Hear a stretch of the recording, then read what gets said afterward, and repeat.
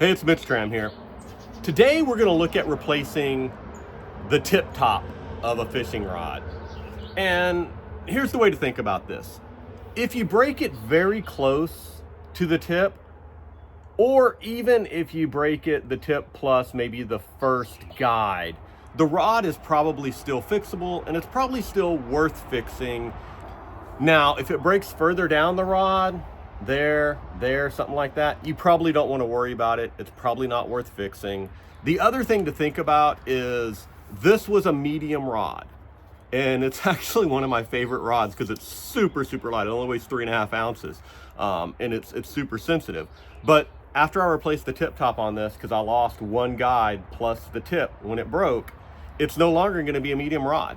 This is likely going to be a heavy rod. So you can fix it, you just have to understand the trade-off is the rod is not going to be the same rod it once was. And when you go to repair this rod, you're gonna have to get a new tip top. And you can go buy a kit like this, which is probably the easiest thing. It has several different tip tops in it, and usually you'll find one that fits within this kit. And they have these kits in a few different sizes, so you can kind of guess. These kits, this one cost me $6.99 at my local sporting goods store, so they're not expensive. Now, when you get ready to do this, you want to check your brake, make sure it's a very clean brake, right? And there's not any splintering on it.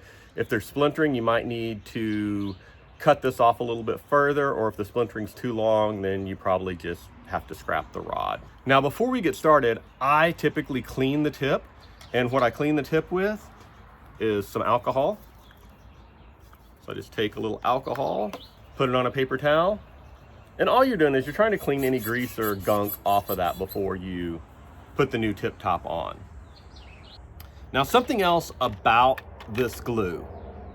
When you see the instructions for this glue, and I think they're probably on the back there, it will always say to take the glue out of this container, melt it with a lighter, and then rub it on the tip of the rod. It doesn't really work. You have to be really fast if you're gonna do it that way. What we're going to do is we're gonna cut a little slice of this glue off, and we're gonna put it inside the tip top guide, and then we're gonna melt it inside the tip top guide and slide it on. All right, so let's get started. Let me open up this package here and we'll get going. All right, we've got our package open here. Let's see which one of these guides fits. I think it's probably gonna be the smallest one, but we will see. So that's the first thing you want to do is you want to dry fit your guide. And it is not that one, because I could probably get it on there, but I have to cram it on there, and you need a little bit of play. The next one up is perfect. It fits on there, it moves around, but there's almost no play in it at all. So that's our guide. The next thing we have to do is get some glue, and we're going to put it inside the little hole of the tip top. So we're gonna take our glue stick like this, and then I typically take a razor blade of some sort, and I cut a little slice off of it, and then I slice that up. So I cut that little slice off. Now I'm just gonna cut a little sliver of it so that it'll go inside the guide. So I have a little sliver. I'm gonna stick it down in the guide here. And I can probably put another one, so I'm gonna do another sliver. I'm gonna go ahead and slide another sliver down in there. And now what we're gonna do is we're gonna hold this with like a pair of needle nose pliers like this, and we're gonna heat it up. But I'm gonna cut that little extra bit off because it didn't go down in there and I don't want it dripping down the side. So now we're just gonna take a lighter of some sort and heat this up. I'm gonna use a torch.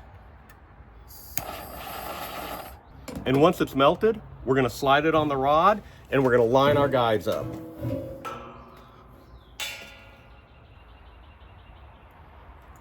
Okay. So I slid it on there, and then we're gonna look down it and make sure that it lines up.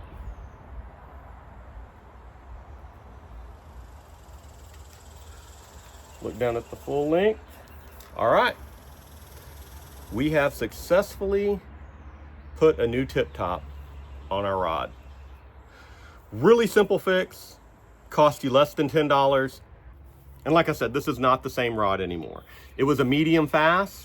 Now it's probably going to be more like a heavy fast, if I had to guess. because it was a 7-foot rod and now it's a 6-foot 7-inch rod because I lost a few inches. I lost about 5 inches off the top of it.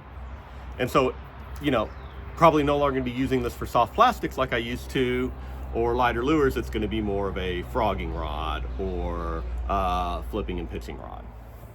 And that's kind of the main point behind this. A broken tip doesn't always mean the rod is done. And you know, you can go try it after you replace it and you might not like it anymore. Or it might be a great rod for a new technique. Okay, that's it for today. I hope you found this helpful. Let me know what you do. Do you replace the tip top of a broken rod, or do you just scrap it and buy a new one? Curious what everybody does out there. Sometimes I scrap them, sometimes I replace them. I really like this rod. I wanted to replace it. We're gonna see how it fishes. If content like this resonates with you, hit subscribe. I drop videos like this every week. Okay, we'll see you on the next one.